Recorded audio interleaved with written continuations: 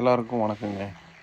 இந்த சின்ன மிஸ்டேக்குனால நாங்கள் பண்ண ஒரு தப்புனால இப்போ ஃபுல்லாக மாற்ற வேண்டி இருக்குதுங்க. பெரிய ஷீட்லேருந்து நாங்கள் பிரிண்ட் பண்ணி வாங்கிட்டு வந்து இந்த மாதிரி சின்ன சின்ன பீஸாக கட் பண்ணிடுவோம்.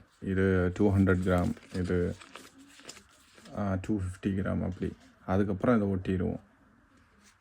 தாங்க நாங்கள் முதல்ல பண்ண லேபிளை. இதில் பிரச்சனை என்ன அப்படின்னா 1 2 3 4 அப்படி 4 பார்ட்ஸாக பிரித்து ஈக்குவல் பார்ட்ஸாக பண்ணியிருந்தோம். அதில் பிரச்சனை என்ன வந்துச்சு அப்படின்னா நாங்கள் ஒட்டி பார்க்கும்போது தான் தெரிய வந்துச்சு அதோட இது நம்ம சிஸ்டத்தில் பார்க்கும்போது நல்லா தான் இருந்துச்சு. ஆனால் இதை நாங்கள் ஒட்டி பார்க்கும்போது நல்லா இல்லைங்க, ரொம்ப சின்னதாக இருக்குது, பிராண்ட் வியூ எல்லாம் இல்லை.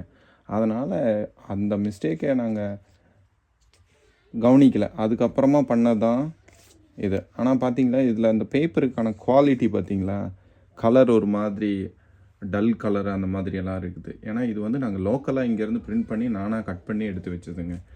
ஆனால் இப்போ என்ன பண்ணுறோம் அப்படின்னா இந்த மாதிரி பெரிய ஷீட்டு, இதோட குவாலிட்டி பார்த்தீங்களா எப்படி இருக்குதுன்னு.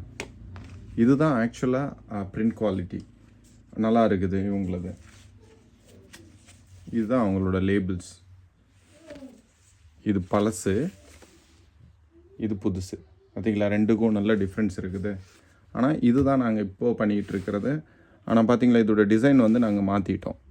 மாற்றி 3ஆக பிரித்து நாங்கள் இப்போ புது டிசைனாக பண்ணிட்டோம். ஸோ இதுதான் புதுசாக இருக்கிற லேபிள்.